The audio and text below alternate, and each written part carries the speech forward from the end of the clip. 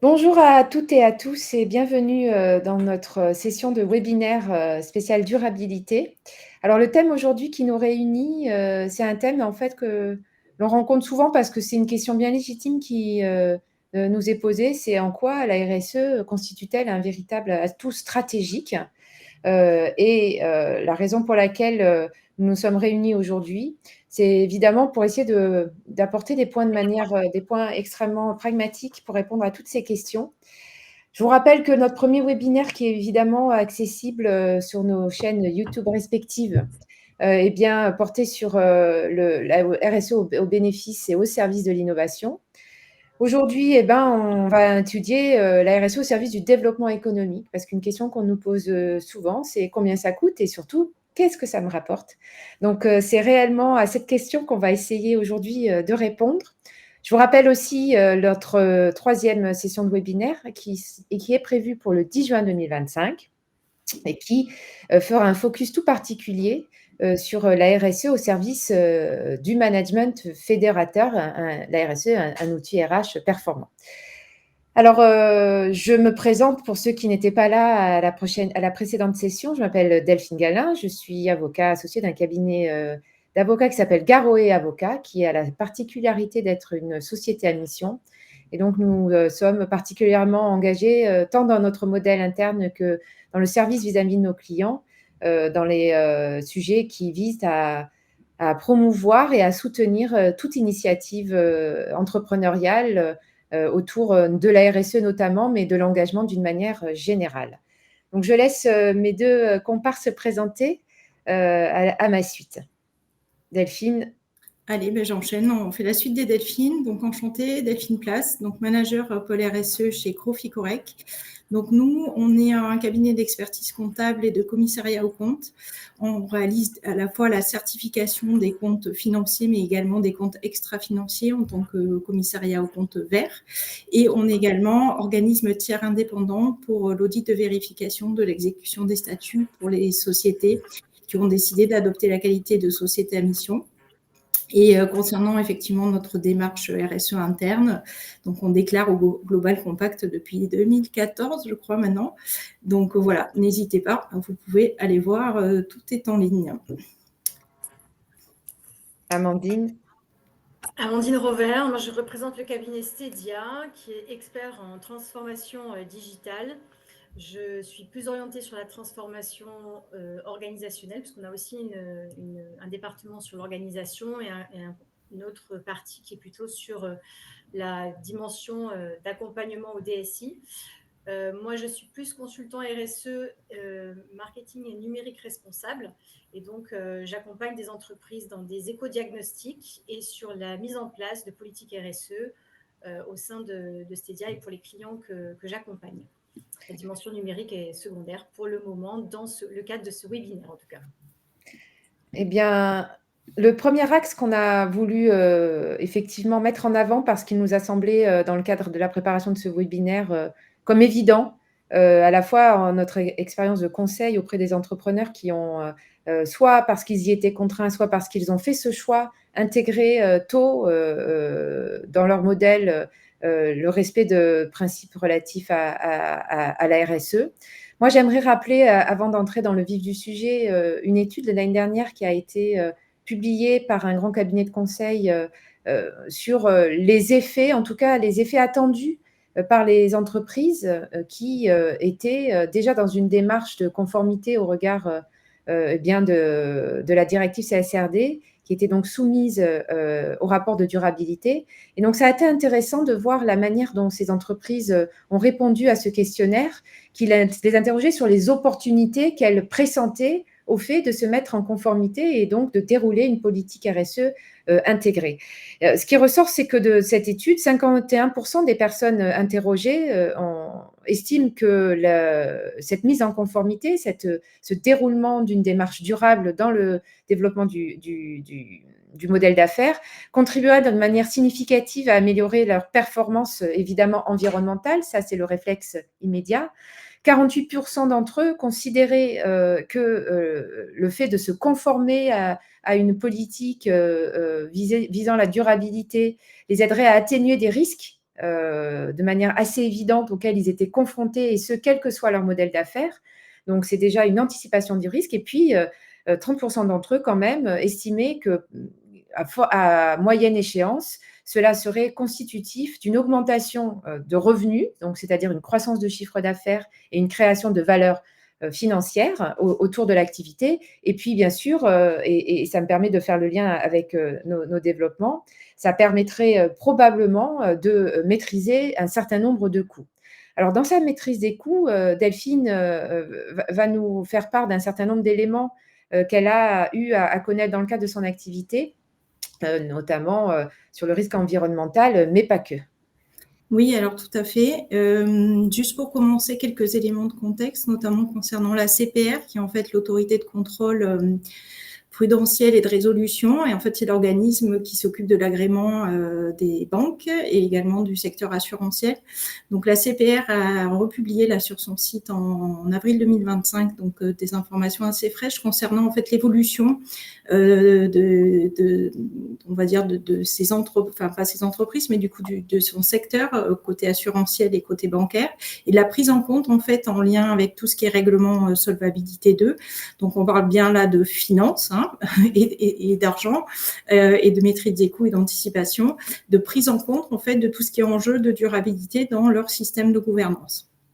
Donc, en lien avec ça, on a aussi donc confère le webinaire, le premier qu'on avait fait, en lien avec cette partie-là et de reporting de CSRD pour alimenter tout ce qui est secteur financier notamment. On a donc différents acteurs qui analysent via des matrices de double matérialité, et on le voit aujourd'hui dans les rapports, les premiers rapports CSRD pour les entités de vague 1 qui sortent, une analyse des risques qui commence à être en fait de plus en plus fine. Et pourquoi? Pour anticiper en fait à la fois ses coûts et ses risques. Et on voit, alors quand on est en fonction des secteurs, là j'ai pris de l'exemple par exemple d'Accor. Accor, il y a une cartographie des risques qui a été réalisée, mais à la maille en fait de chaque hôtel. Évidemment, quand on a des bungalows sur des îles paradisiaques et qu'on a on va dire des anticipations de montée des eaux, c'est quelque chose qui en fait se provisionne en termes de risques, qui génère en fait des plans d'action, et donc tout un système en fait de maîtrise qui se met derrière. Pareil, on voit la Poste qui a analysé en fait les risques d'inondation notamment sur son portefeuille, qui fait part également de tout ce qui est REX pour des sites qui ont déjà été inondés, donc qui ont en fait déjà été touchés par certains éléments avec des impacts selon les sites entre 15 000 et 50 000 euros par site. Et donc, on voit que tous les acteurs, en fait, commencent à anticiper ces risques-là, parce que derrière, il y a aussi un coût, alors malheureusement parfois humain, et il y a aussi des coûts financiers qui sont associés avec des projections qui sont faites. Donc là, on parlait montée des eaux, inondations, mais c'est exactement la même chose sur les conditions climatiques, notamment en lien avec tout ce qui est perte de productivité par rapport aux vagues de chaleur. Donc certains, comme la Poste, ont estimé à 4,5 millions d'euros à horizon 2035. Donc voilà, c'est pas neutre. Et on a aussi des acteurs qui anticipent dans leur modèle d'affaires en fait la raréfaction des ressources. On parlait la dernière fois lors du dernier webinaire de l'agroalimentaire. Donc l'agroalimentaire, effectivement, quand on est fournisseur de soda, on a tout intérêt à maîtriser en fait la production et surtout l'intégration de la partie eau dans ces boissons.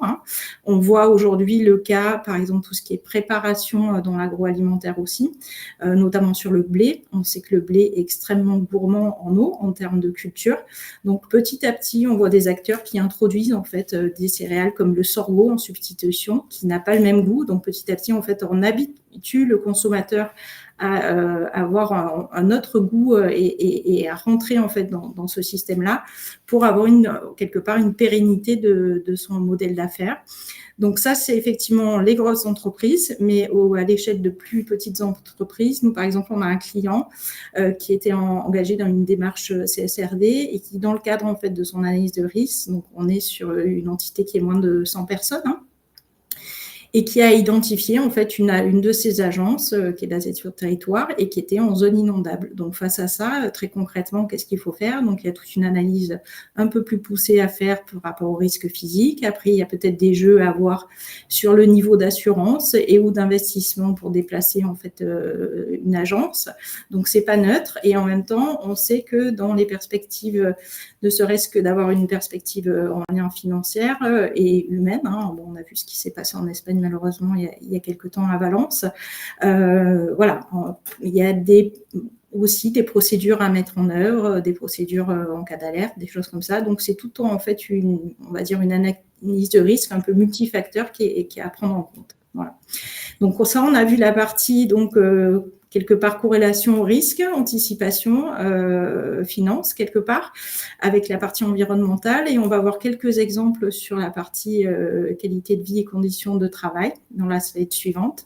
Alors l'idée, c'était pas de faire, on va dire, un catalogue de chiffres, hein, mais de partager les études qui ont été menées et qui parlent d'elles-mêmes, notamment par exemple sur les accidents du travail. Donc l'INRS a publié des chiffres suite à une étude comme quoi une augmentation de 10% des accidents du travail, c'était 0,12% en moins de productivité aussi, et 0,11 de profit dans l'année. Hein. Donc c'est des choses qui sont rapides, hein, en plus, on va dire, des dommages humains qu'il y a. On voit des entreprises qui du coup s'orientent vers des politiques de zéro accident et qui l'intègrent dans leur partie RSE. Amandine, d'ailleurs, je crois que tu avais un exemple sur ces points-là. Oui, en effet, moi je travaille avec un acteur du bâtiment et travaux publics qui a décidé de faire en sorte que les accidents du travail n'existent plus puisqu'ils ont été confrontés à une situation de décès de leurs collaborateurs. Il y en a eu 2 sur une échelle de temps de 15 ans, qui a coûté beaucoup d'argent et beaucoup d'effets aussi secondaires sur la partie psychologique des gens. Donc l'idée, c'est surtout d'utiliser la politique RSE comme levier d'accélération sur le zéro accident pour justement rétablir la situation et aller un petit peu plus loin dans la démarche de sécurité de tous les collaborateurs qui sont sur les chantiers notamment, mais ceux qui sont en côté administratif aussi, de manière à ce qu'il y ait absolument tout le monde qui soit mobilisé sur ce sujet, la sécurité étant un sujet essentiel, notamment dans le respect de la QVT côté RSE, mais ça fait partie des leviers intéressants que la RSE a remis sur la table et en tout cas a permis d'accélérer ce point-là en tout cas. Voilà, donc après le sujet, voilà, pareil, des exemples concernant l'absentéisme, donc à la fois sur les coûts indirects et les coûts directs. Donc on voit par exemple en coûts estimés, coûts directs, on monte au niveau français quasiment un peu moins de 6% de la masse salariale, ce qui est indépendamment en fait, on va dire de la partie qualité de vie et conditions de travail, a un impact financier également. Sur le turnover également, en fait, des études sont parues sur le fait que, indépendamment des départs et des coûts en fait qui sont liés donc au recrutement, à l'onboarding et aussi à l'offboarding quand la personne donc part et pour comprendre un peu les raisons de son départ. Donc, indépendamment de ces coûts-là, en fait, on va dire l'atmosphère un peu de désengagement quand il y a des turnovers trop importants qui vient parfois surcharger les équipes à côté, on a des estimations à peu près 14 000 € par an et par salarié, ce qui là n'est pas neutre non plus. Voilà. Donc l'idée, c'était de vous présenter un peu l'anticipation des risques, le lien avec la partie financière sur ces aspects-là de la RSE. Et on va voir avec quelques exemples la partie augmentation et boost finalement de son chiffre d'affaires. Pardon, j'avais coupé mon micro. Donc effectivement, sur cet aspect-là, qui reste quand même au cœur des préoccupations des interlocuteurs et des chefs d'entreprise que l'on rencontre lorsqu'on évoque ces sujets, et c'est bien naturel et légitime que de poser la question qu'est-ce que ça me rapporte? Ça, c'est la question que l'on a. On a essayé effectivement de vous mettre en avant des exemples concrets. Alors, c'est pas évident d'avoir des chiffres et des représentations extrêmement pléthoriques sur ce sujet parce que ça reste quand même un mode de développement économique relativement récent, même si la RSE, ça date pas d'hier, mais que ça a trouvé son fondement, je dirais, au début du siècle dernier aux États-Unis. Il n'en demeure pas moins que l'imprégnation dans nos modèles d'entreprise classiques est relativement récente à l'échelle de l'histoire économique. Et donc, ce qu'on vous propose, c'est un certain nombre d'indicateurs qui vont, vous permettre effectivement d'apprécier, les potentiels gains que vous pourrez, retrouver dans la mise en place, et la poursuite d'une politique RSE. Donc, Delphine, je crois que c'est toi qui prends la parole là, maintenant, Oui. sur cet exemple, que l'on cite souvent parce que c'est un exemple marquant et qui est d'actualité, c'est au regard des marchés publics. Oui, alors tout à fait. Aujourd'hui, ça devient un avantage concurrentiel, c'est-à-dire qu'à offre égale, finalement, quand on vient présenter une politique RSE structurée, il y a une mise en confiance qui est avérée. Et au-delà de la mise en confiance, on voit sur des marchés, notamment des marchés à procédure adaptée, là, quelques exemples, ça va de 5 points en cotation sur les démarches RSE au niveau des candidatures, jusqu'à 15 points. On entend même, nous, on n'a pas été confrontés directement, mais jusqu'à des pondérations à 30 points, ce qui vient quand même parfois faire basculer une offre. En tout cas, aujourd'hui, c'est un avantage différenciant, clairement. À noter également que dans des obligations en fait, issues de la loi climat et résilience, à partir, au plus tard, on va dire plutôt de août 2026, il devra y avoir en fait dans les marchés, à minima, une intégration des critères RSE, notamment sur la dimension environnementale, donc et sociale, et pour tout ce qui est exécution du marché et aussi conditions, critères d'attribution. Donc voilà, ça devient, on voit que petit à petit, ça s'ancre en fait dans les modèles de gouvernance et ça s'ancre aussi dans la différenciation des acteurs. Donc ça, c'était le secteur public. Le côté grand donneur d'ordre, on en parlait la dernière fois. Ils sont en tout cas aujourd'hui soumis, pour ceux qui étaient déjà soumis à la déclaration de performance extra-financière et aujourd'hui qui sont, on va dire, dans le pipe de la première vague CSRD. En termes de grands comptes, on voit beaucoup de questionnaires de compliance, de questionnaires RSE, d'évaluation RSE qui sont demandés soit par des acteurs externes via des labellisations. Et on voit aussi parfois des exemples, notamment j'ai eu le cas chez un client, où en fait il y avait une exemption de cashback en cas de certification, de labellisation ou de preuve d'engagement, comme des preuves déclaratives, on en parlait tout à l'heure du Global Compact, mais pas que. Donc, en fait, on voit que ça devient, encore une fois, un avantage différenciant en termes de concurrence. Voilà. Donc, ça, c'était pour la partie avantage concurrentiel. Et Delphine va vous parler maintenant de tout ce qui est revenu additionnel qu'ont pu développer certaines entreprises. Alors, c'est Amandine qui va prendre la parole sur ce sujet. Ah oui, mea culpa, Amandine, erreur d'aiguillage. Juste pour revenir sur le slide que tu as présenté, Delphine, nous, on est confrontés aux appels d'offres publics et on constate régulièrement des réponses où le conditionnement de notre politique RSE avec les démonstrations de preuves que l'on peut apporter rapporte entre 5 et 15 points. Et c'est vrai que sur un appel d'offres égal avec un concurrent qui ferait une proposition très similaire à nous avec les mêmes montants et avec des propositions de valeur qui sont relativement proches, les 5 fameuses points, 10 points ou 15 points peuvent vraiment faire la différence. Donc, c'est vrai qu'on a tendance à se dire c'est pas beaucoup parce que souvent, nos dirigeants nous disent oui, bon, ça va, c'est 5 points, c'est 10 points ou on ne va pas faire une différence. Mais en fait, si, parce que vraiment, quand on est très proche des concurrents, ça peut être ces petits points-là qui font la différence. Donc oui, effectivement, c'est vrai que c'est un élément différenciant. Sur la partie suivante, sur la slide qu'on était en train de dérouler gentiment, je présente quatre entreprises qui ont des raisons différentes, on va dire, de rentrer dans la démarche RSE et de booster leur chiffre d'affaires. C'est Nexans qui est un fournisseur de câbles sous-marins et de câbles dédiés à l'informatique et au système de circulation des flux d'opérateurs télécoms et tout ce qui est fournisseur d'accès Internet. Donc, c'est tous les câbles sous-marins qui sont installés depuis des années autour du globe. Pensez pas faire de l'argent avec le recyclage de leurs câbles de deuxième niveau d'utilisation. C'est-à-dire que leurs câbles sont en cuivre et depuis un certain nombre d'années, ils se sont aperçus que le cuivre était une denrée de plus en plus rare et de plus en plus chère et on en fait un vrai système de valeur ajoutée dans une offre de revente qui permet d'aller vraiment bien loin. Donc, ils ont un nouveau business model qui est lié à ça, en fait. De ce fait, ils ont été, Nexens, plutôt motivés par la dimension RSE et surtout sur la CSRD. Ils ont travaillé sur le déploiement d'un programme qui s'appelle Shift Prime. Et ils ont aussi travaillé sur l'électrification de certaines de leur parc. Et du coup, c'est ce qui a fait qu'ils ont été pas mal primés. Aujourd'hui, ils font partie des meilleures entreprises fournisseurs de câbles, justement parce qu'ils ont ces effets de deuxième vie. Donc, ils ont fait rentrer l'économie circulaire de manière très puissante, en fait. Quadrimex, par contre, c'est un acteur qui est plutôt chez nous, dans la région sud, qui est basé à Cavaillon, qui est un producteur et un revendeur de produits chimiques sur plusieurs marchés différents d'ailleurs. Ils ont démarré leur démarche RSE il y a 7 ans, dans un délire, entre guillemets, de vouloir avancer, notamment sur la partie RH. Et en fait, ils se sont aperçus qu'ils étaient tellement...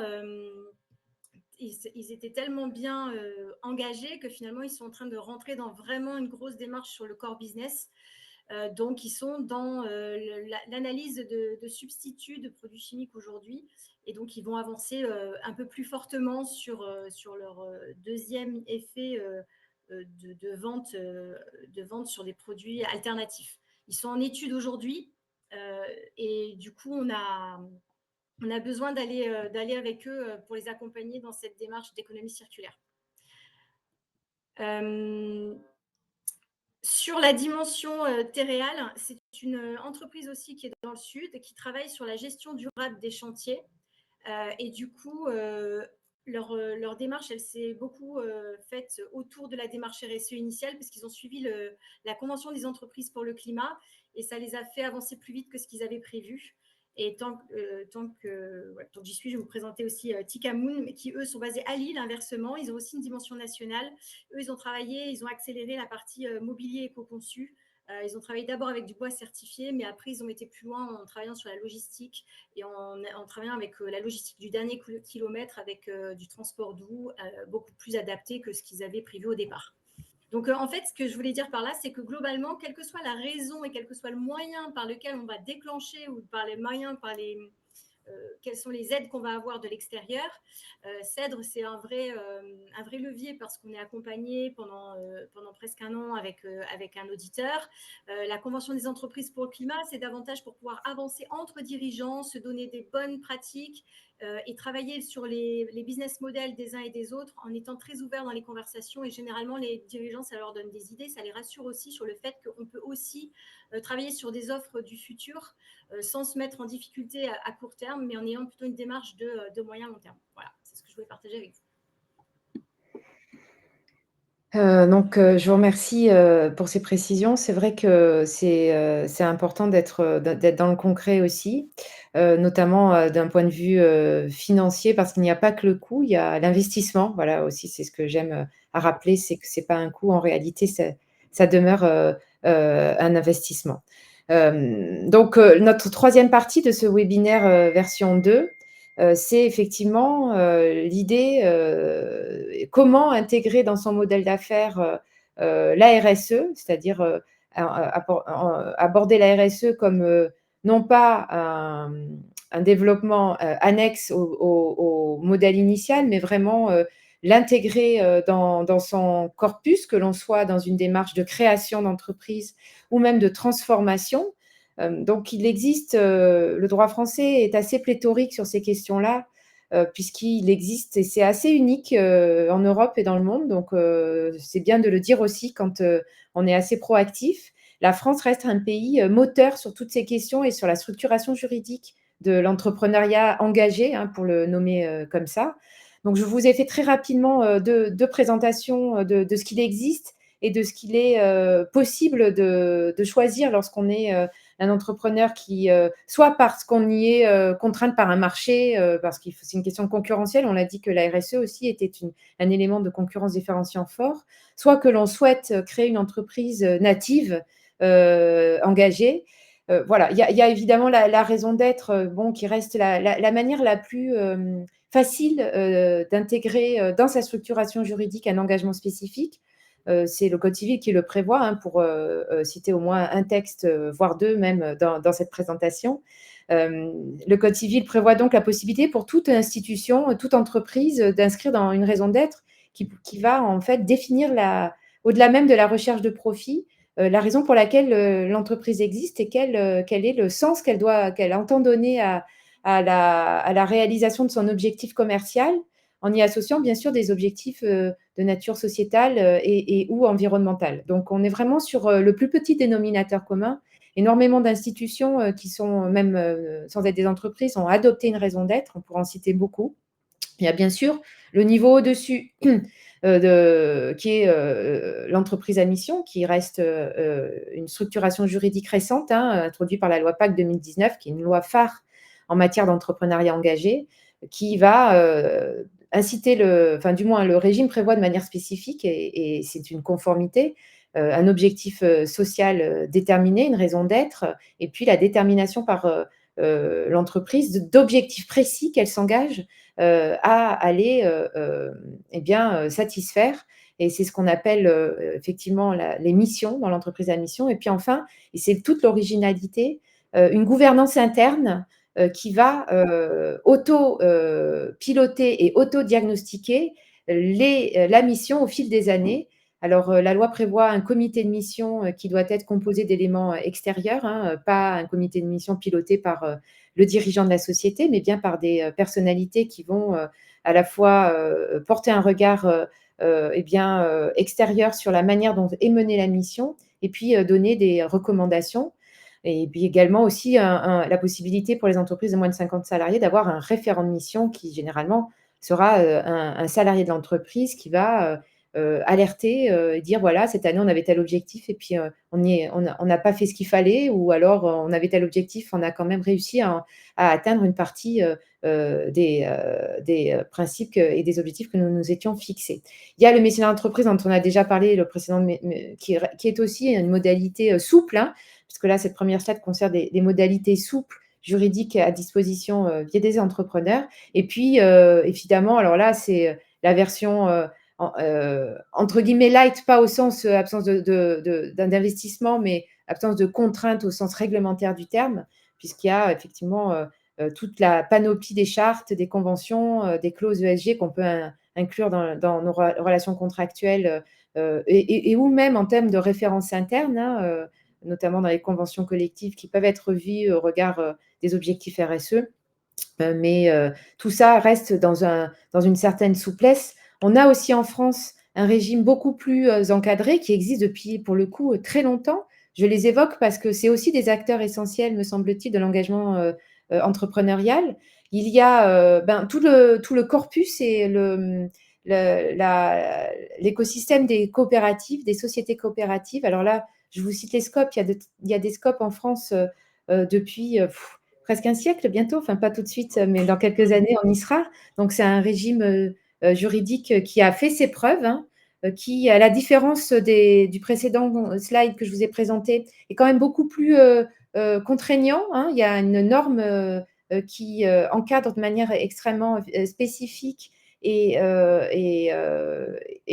quand même avec des objectifs exigeants, notamment au regard de la gestion de la gouvernance. Donc, les scopes, l'objectif initial, c'était pérenniser l'emploi. C'est la raison pour laquelle une SCOP ne peut pas exister si les salariés ne sont pas eux-mêmes membres de l'actionnariat, que ce soit une société par action ou une société SARL. Donc, il y a aussi des avantages spécifiques, notamment fiscaux, qui sont prévus. C'est la contrepartie du caractère extrêmement réglementaire de ces structures. On a beaucoup moins connu, mais qui est aussi une coopérative, les sociétés coopératives d'intérêt collectif que l'on nomme SIC, qui, elles, à la différence de leurs cousines ESCOP, vont rechercher un impact territorial. C'est-à-dire que dans les SIC, on va avoir souvent la possibilité d'intégrer dans la gouvernance des collectivités territoriales, parce que l'activité que l'on va développer au sein de ces SIC va avoir une pertinence locale forte. On peut, par exemple, citer un exemple très récent de SIC qui s'est constitué et qui parle peut-être à notre auditoire du Sud plus qu'à l'auditoire du Nord, mais on peut citer les eaux corses qui récemment l'OREDZ, qui est l'OREDZA, qui s'est constitué qui s'est renouvelée et qui a fait sa transformation en adoptant le statut de la SIC. Donc ça reste vraiment encore d'actualité. Et puis il y a l'entreprise sociale d'utilité solidaire pardon, d'utilité sociale, qui elle aussi est un des corpus répandus des entreprises qui évoluent dans l'économie sociale et solidaire. La spécificité, c'est que pour avoir cet agrément, c'est un agrément très exigeant hein, qui est vraiment pas obtenu facilement. Donc, ça exige de l'entrepreneur qui soit décide de créer une société ab initio avec ce statut, soit décide de transformer son entreprise en allant chercher cet agrément. Mais les contreparties, c'est qu'il y a effectivement un mécanisme d'épargne solidaire hein, qui permet de financer. Il y a aussi la possibilité pour ceux qui le souhaitent de souscrire au capital des SUS et donc ça donne des avantages fiscaux puisqu'on est aujourd'hui à la presque dernière ligne droite des déclarations d'impôt sur le revenu. Sachez que quand on souscrit à un ESUS, on peut avoir le bénéfice d'un avantage fiscal. Voilà, donc on est sur des structurations. Il y a beaucoup d'autres typologies de sociétés coopératives. Hein, je pense coopératives consommateurs notamment, mais il y en a d'autres qui effectivement vont alimenter cette structuration juridique qui est dédiée de fait à un entrepreneuriat engagé dont il faut avoir connaissance. Ça ne veut pas dire qu'on ne peut pas faire de la RSE, ce n'est pas du tout mon discours, sans avoir recours à ce type de structure. Mais si vraiment on souhaite dès le départ ou si on veut marquer une franche transformation entre un modèle existant et un nouveau modèle, c'est des réflexions qui, me semble-t-il, sont intéressantes à avoir quand on est un chef d'entreprise. Donc là, c'était pour la partie réglementaire et opportunité.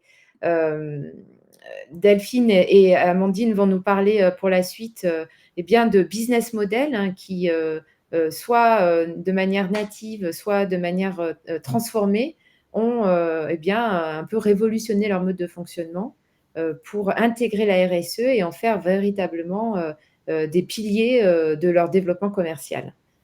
Oui, effectivement. Donc, sur la partie business model, on voit des entreprises qui sont donc RSE natives, notamment sur la partie société à mission. C'est-à-dire qu'en fait, quand elles créent les statuts de la société, elles sont directement, elles cochent la case société à mission pour rentrer en fait dans cette dynamique-là et en faire vraiment la colonne vertébrale de leur stratégie. Donc, on le voit sur le pilier environnemental, donc notamment tout ce qui est lié à l'économie circulaire, donc la seconde main, on a vu avec l'essor des géants back market, Vinted et autres. Également sur tout ce qui est réparation, donc ça on en voit pas mal en termes de sociétés à mission, mais pas que. Hein. Il y en a qui sont soit en transformation, soit qui ont déjà posé en natif. Sur la partie sociale également, on en a parlé lors du précédent webinaire, mais avec tous les systèmes, notamment de France Travail, qui permettent l'inclusion, la formation. Donc, on retrouve beaucoup sur des secteurs de recrutement et de formation pour l'intégration des quartiers prioritaires de la ville, des publics éloignés de l'emploi. Et enfin, sur les parties, donc, on va dire, qui font les deux, si on peut dire, sur les entreprises qui s'engagent sur ces deux axes, on voit aussi ce type d'acteurs sur tout ce qui est seconde main et qui, en plus de la partie business seconde main, en fait, réalise des dispositifs d'inclusion, notamment sur les personnes en situation de handicap. Et c'est le cas notamment pour tout ce qui est reconditionnement en fait, de matériel électronique et démantèlement et réutilisation, réparation, notamment pour quelques entreprises qu'Amandine va présenter. Alors, Eva, c'est une entreprise qui est une ESAT. Elle a en ses équipes et en son personnel des gens qui sont en situation difficile. C'est des gens qui sont soit avec des problèmes de santé graves, mais qui ne sont pas forcément visibles, soit c'est des Asperger ou des autistes. Soit alors c'est pas les mêmes profils, hein, mais disons que c'est des gens qui sont très efficaces à certains endroits et qui ont plus un problème relationnel. Cette entreprise, elle collecte en fait l'ensemble du matériel informatique au sens large jusqu'aux jeux d'arcade vidéo qu'il y avait dans les anciens cafés pour ceux qui avaient encore cette époque connaissent de quoi je parle. Et ces jeux d'arcade ont été réutilisés pour pouvoir accepter des jeux comme Fortnite. Donc c'est pour montrer aussi qu'il y a une démarche dans le côté recyclabilité et réemploi, qui a une grande valeur aujourd'hui, puisqu'on peut aussi faire du neuf avec du vieux. C'est un peu l'image que Eva veut montrer. Ecoder est national, ils sont très connus. Eva, ils sont basés à Vitrolles, donc pas loin de Marseille. L'idée chez Ecoder, eux, ils sont à Marseille dans le 12e, c'est aussi d'avoir un impact national, puisqu'ils font un travail de volumétrie aussi sur la récupération des ordinateurs et des smartphones. Donc on reste dans l'IT, dans l'informatique pour le coup. Mais sinon, on peut aussi aller plus loin, parce qu'en fait, des gens qui travaillent dans les ES, les ESAT ou les entreprises de l'économie sociale et solidaire, elles sont très vastes. Là, j'ai cité juste la table de Cana, qui est un traiteur assez connu chez nous dans le sud, mais qui a une grosse démarche sur le sujet. Par exemple, à Aix-en-Provence, il y a chez Pierre, où là, on est plutôt avec des trisomiques qui sont serveurs. Donc, c'est juste pour montrer que quand on est au contact de ces entreprises-là, on peut aussi comprendre un petit peu mieux la dimension humaine et l'intégrer, même si ce n'est pas à l'intérieur de l'entreprise, à travers la relation avec les fournisseurs. Ça peut aussi modifier certaines choses, et dans la partie externalisation des services, on peut avoir des effets indirects ou directs qui peuvent avoir lieu grâce à nos fournisseurs qui sont déjà, eux, très engagés. Eh bien, on arrive à la fin de notre deuxième webinaire à l'heure, donc on peut être content. Il y a la possibilité de poser des questions sur à la fois le compte LinkedIn. Alors, je vois qu'il y a un léger décalage dans le temps, mais sinon, évidemment, vous avez la possibilité de nous joindre via à la fois nos comptes personnels LinkedIn et puis le compte des entreprises que l'on représente, à savoir Stedia, Ficorec et Garoé. En tout cas, nous sommes ravis d'avoir pu entamer ces sujets qui, vous l'aurez compris, nous tiennent à cœur, évidemment, mais auxquels on croit fort en tant que professionnels, que ce soit du droit, du chiffre ou du conseil. Donc, on est naturellement à votre disposition.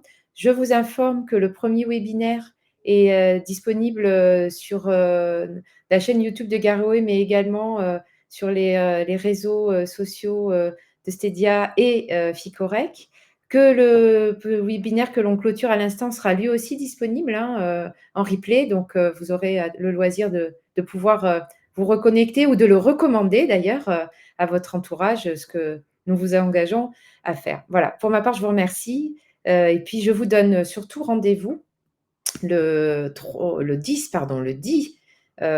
juin prochain pour la dernière session de ce cycle, de ce triptyque de webinaires avec une approche RH, un focus RH et la RSE, comment mettre le RSE au service d'un management fédérateur. Donc, moi, c'est l'occasion aussi de vous dire au revoir parce que je n'interviendrai pas à l'occasion de ce webinaire. Ce sera mon associée Marine Monge qui prendra la voix pour Garoé à ce sujet. Voilà. Merci à tous pour votre présence. Est-ce qu'on a des questions qui apparaissent? Alors, je regarde, j'en vois pas pour l'instant. Donc, et puis sur le streaming non plus. Je n'en vois pas. Donc, s'il y en a, j'imagine qu'elles nous seront peut-être communiquées a posteriori et on se fera un plaisir d'y répondre chacune pour ce qui nous concerne. N'hésitez pas à nous contacter directement sur nos profils LinkedIn si vous voulez avoir des réponses directes et sans avoir une complexité pour prendre contact avec nous. On se fera un plaisir de répondre à vos messages, même sur des messages privés. Voilà. Très bien. Merci. Rendez-vous le 10 juin. Merci Delphine et merci Amandine. À très bientôt. À bientôt. Bon après-midi. Au revoir. Au revoir.